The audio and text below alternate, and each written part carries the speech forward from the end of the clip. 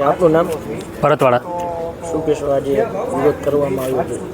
અત્યારે જે વિરોધ છે અમારો એક જ બાબતનો છે કે રૂપાલા દ્વારા જે અમારા બહેનો દીકરીઓના શીલ અને ચારિત્ર્ય અસ્મિતા માટે જે બફાટ કરવામાં આવ્યો છે એ સંપૂર્ણ નિંદનીય છે. આજે જે આપણે કમલમ ખાતે જે પ્રેસ કોન્ફરન્સ આયોજન કરવામાં આવી એમાં એમ કીધું હતું કે ક્ષત્રિય ઘાટી સમાજ દ્વારા એમને ટેકો જાહેર કર્યો છે, પણ એમાં ખરી હકીકતની વસ્તુ શું છે? હવે ખરી હકીકતની વસ્તુ હું તમને જણાવું કે જે એ સંગઠન હતું એમનું નામ છે અખિલ ભારતીય કાઠી ક્ષત્રિય સમાજ. It's a part of the caste, not a caste. કેમ કે એ એક સમાજનો ભાગ છે, એ સમાજ નથી.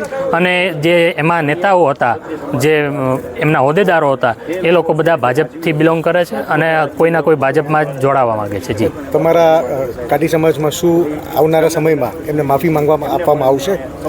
માફી બધી વસ્તુમાં માફી આપી શકાય. જેમ કે જમીનનો કંઈ પ્રોબ્લેમ હોય, મારામારીનો કંઈ પ્રશ્ન હોય કે બીજો કંઈ પ્રશ્ન હોય તો એની માફી હોઈ શકે. પણ જ્યારે સમાજની અસ્મિતાની બહેનો દીકરીઓની વાત આવે ત્યારે ક્ષત્રિય સમાજ, એમાંય કાઠી દરબાર સમાજ, જે કાઠિયાવાડ પોતાના નામે ઓળખાવે છે, એ સમાજ હંમેશાને માટે બહેનો દીકરીઓની સાથે રહ્યો છે.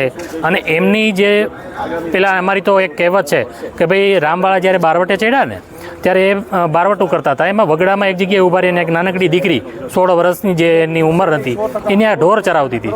તો રામવાળાએ ઊભા રહીને પૂછ્યું કે બેન, આ વગડામાં દીકરી તું આટલી એકલી છો, તને બીક નથી લાગતી? ત્યારે એ દીકરીએ એવું કીધું હતું કે જે એરિયામાં મારા બાપ જેવા રામવાળાના બારવટા ચાલતા હોય તો એમાં મને બીક ન લાગે ક્યારેય. ત્યારે એ દીકરીને ખબર નહોતી કે જે ઘોડા ઉપર ઊભા છે એ પોતે રામવાળા છે. તો એમને ત્યારે રામવાળાને એવું થઈ ગયું હતું કે ભાઈ ના, જે હું કરું છું એ મારા માટે સાચું છે અને આ જ મારે કરવું જોઈએ. તો આવા જે ક્ષત્રિય સમાજે બીજા સમાજની બહેનો દીકરીઓની પણ રક્ષા કરી છે, તો અમારા સમાજની બહેનો દીકરીઓ ઉપર કોઈ આંગળી ઉપાવે તો કેમ સાકી લેવા? આવનારા સમયમાં તમારો સમાજ આગલા પગલાં શું રહેશે? અમારા સમાજના આગલા પગલાં એ રહેશે કે જો આ રૂપાલાનું ફોર્મ પાછું ખેંચવામાં આવે તો કોઈ ઇસ્યુ નથી, પણ કદાચ જો ફોર્મ પાછું ખેંચવામાં ના આવે તો એમને લોકશાહી ઢબે મત આપી અને એમને પૂરો જવાબ આપવામાં આવશે. રવિવારે બેઠક પણ રાખી છે? જી, રવિવારે અમારા સમાજની મોટું મહાસંમેલન છે અને સંમેલનમાં બહોળી સંખ્યામાં સૌ હાજર છે.